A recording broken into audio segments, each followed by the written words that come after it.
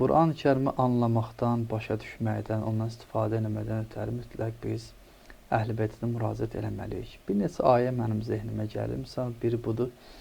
Bismillahirrahmanirrahim. Ya eyyuhellezine amenu istecibu lillahi ve lirrasul izâ da'akum limâ yuhyikum. Ey iman gətirənlər, Allah və onun peyğəmbərinin, rəsulunun sözünü qəbul eləyin, isticabət eləyin. O zaman ki, o sizi dirliyə dəvət edir. Burada dəavakum, o ikisi dəvət edir, yox. Bir nəfər dəvət edir. Kim? Peyğəmbər. Allah və Peyğəmbərin sözünü qəbul eləyək. Nə zaman? O zaman ki, Peyğəmbər dəvət. Deməli, Peyğəmbərin dəvətinə, Allahın dəvəti arasında heç bir fərq yoxdur. Allah deyir, ikisini də qəbul edin, amma dəvət edən bir nəfərdir. Həqiqətdə bir nəfər dəvət eləyibsə, o bir nəfərin sözü eyni ilə Allahın sözü. Necə ki, Quran-ı Kərimin digər bir ayəsində Allah təala buyurur, Mən yuti'ir rasul fəqad ata Allah. Hər kəs Peyğəmbərdən itaat eləsə, Allahdan itaat edir. Heç bir fərq yoxdur. Və sözümüzü istəyərdik ki, gətirə Əhl-i Beyt əleyhissalama. Allah təala buyurur, Ya eyyuhellezine amenu ati'ullah və ati'ur rasul və ulil əmri minkum.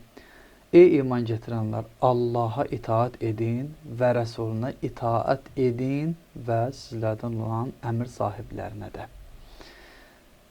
Burada Allaha itaat edin, itaat kəlməsi bir gəldi. Yenidən həmin kəlmə təkrarlandı. Rəsulu da ayrı bir itaat dedi.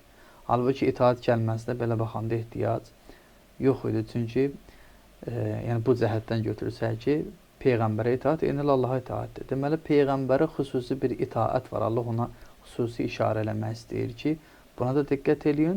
Amma ulil əmr deyəndə ki, hədislərdə gəlib ki, Əhl-i Beyt əleyhissalamdır.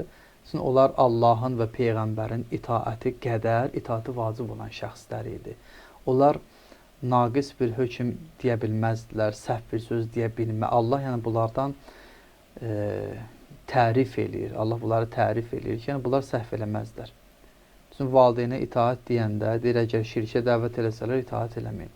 Necə bir itaatdir? Necə Peyğəmbər səhv eləməz bir söz deyəndə, Allah deyir, mütləq buna itaat elə. Ulul əmrdə gərək elə bir şəxs ola ki, bunların əmrinə tabi olmaq mütləq şəkildə zəmanətdə ola ki, Allah deyir, bunlara itaat eləyə. Yəni, Peyğəmbərlə, necə bayaq dedik, Peyğəmbərə itaat eyni ilə Allaha itaatdir.